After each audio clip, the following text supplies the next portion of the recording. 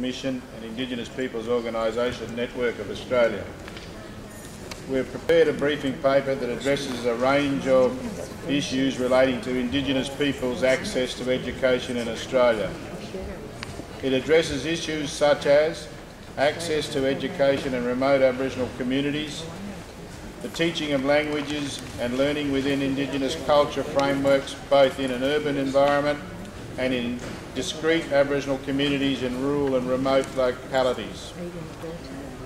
The need for community education above human rights, as well as building on the strengths of Aboriginal customary law in contributing to community cohesion and development, and some brief case studies of examples in Australia of access to education that is accessible, appropriate, adapted and adequate.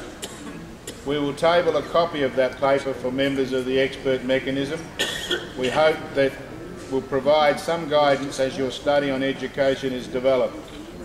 We also note that the Aboriginal and Torres Strait Islander Social Justice Commissioner's next report to the Federal Australian Parliament will provide a detailed analysis of lessons learnt on Indigenous education. This report will be tabled in the Federal Parliament in approximately March 2009 and will be formally provided to the expert mechanism at that point. Mr Chairman, in addition to the issues raised in our briefing paper, the key issues that we wish to bring to your attention are as follows. We recommend that the study utilise a human rights framework. To this end, we recommend that the provisions of the Declaration on the Rights of Indigenous Peoples, especially Article 14, be used as the framework for this study. Similarly, it should take into account the recommendations in the Programme of Action of the Second International Decade of the World's Indigenous Peoples relating to education, the thematic report of the Special Rapporteur, and recommendations of the Permanent Forum on Indigenous Issues, such as its latest session relating to Indigenous languages. We recommend that these recommendations and provisions be used as the framework for this study in order to elaborate on the right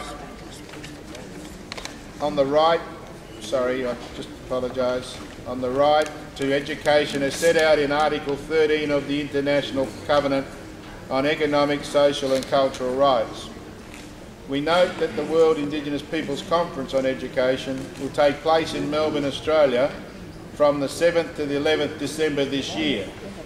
We recommend that the expert mechanism participate in that conference and ensure that the conference's outcomes are taken into account in the preparation of this study by the expert mechanism.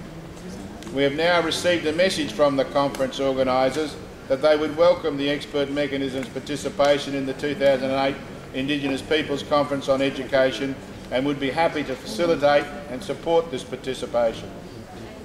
We've been asked by the organisers of the conference to point out that the importance and relevance of the Coolangatta Statement on Indigenous people's rights in education and its relationship with the Declaration on the Rights of Indigenous Peoples. This Coolangatta Statement was developed prior to the World Indigenous Peoples Conference on Education in Wollongong, Australia in 1993 and ratified in Hawaii in 1999. The Coolangatta Statement emphasises the right to be Indigenous is the most fundamental and important of all human rights. The right to be Indigenous is a precursor to self-determination.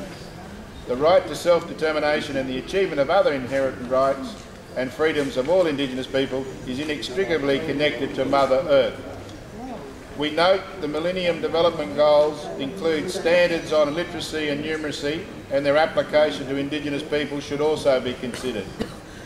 We call for a major focus on human rights education at the community level.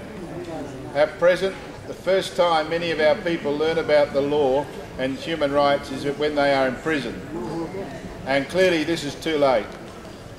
Mr Chairman, we are also concerned about the process by which the expert mechanism will undertake the study. We would recommend that the mechanism request the High Commissioner's Office to request information from Indigenous communities, governments, the educational sector and others to provide information on the lessons learnt in addressing Indigenous educational needs We also recommend that the expert mechanism clearly articulate the scope of the study so that input can be focused sufficiently to aid the experts in their work. Thank you, Mr. Chairman.